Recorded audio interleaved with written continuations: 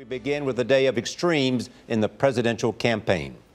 That's right. On Thursday, President Obama, Governor Mitt Romney, and their running mates carried out more attacks on the campaign trail. Then hours later, the presidential candidates met face to face, telling jokes about each other. Jan Crawford is with us in the studio. Jan, good morning. Well, good morning, Nora, and good morning, Charlie. So these candidates were here last night for the Al Smith Dinner. That's a Catholic charity event named for the former New York governor. I know you've been, Charlie, to these kind of dinners in the past. A lot of white ties. A lot of white ties. And this one is really something of a tradition. I mean, it goes back to World War II. The candidates step off the campaign trail, put on those tuxedos, and trade a lot of jokes. But last night, they didn't step too far off the trail. They complimented each other's families, but that's about the only nice thing they had to say about one another.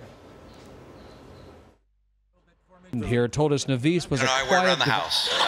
Mitt Romney went first, trying out some self-deprecating humor. Usually when I get invited to gatherings like this, it's just to be the designated driver. Then he had some fun at the expense of the president. In the spirit of Sesame Street, the president's remarks tonight are brought to you by the letter O and the number 16 trillion. And vice president. I was actually hoping the president would bring Joe Biden along this evening, because he'll laugh at anything. In less than 3 weeks, voters in states like Ohio, Virginia, and Florida will decide this incredibly important election, which begs the question, what are we doing here?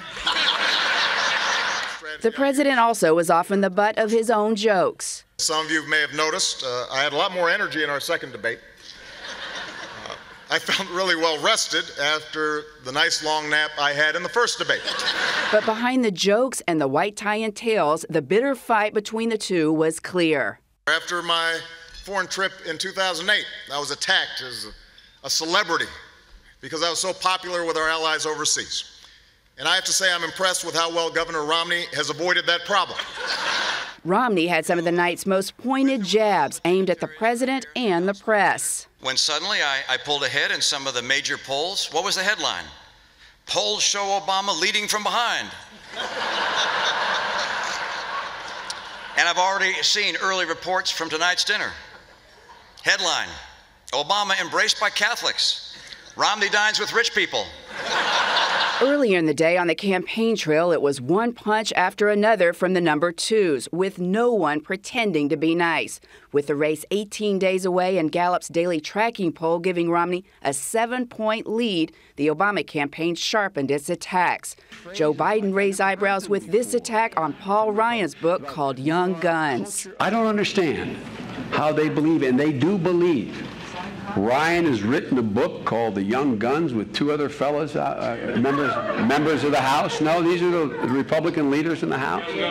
You had, unfortunately, the bullets are aimed at you. Ryan hit back, unleashing on the president. He's basically trying to disqualify his opponent with his sea of negativity. He's trying to distract this country. He's trying to divide this country. Now, while he was here in New York, the president also appeared on the Jon Stewart show, and that wasn't all jokes. He faced some tough questions about Libya, and Republicans last night were jumping all over this exchange.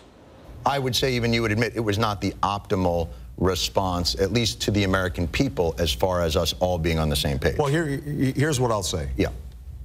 If 4 Americans get killed, it's not optimal. Right. And we're going to fix it.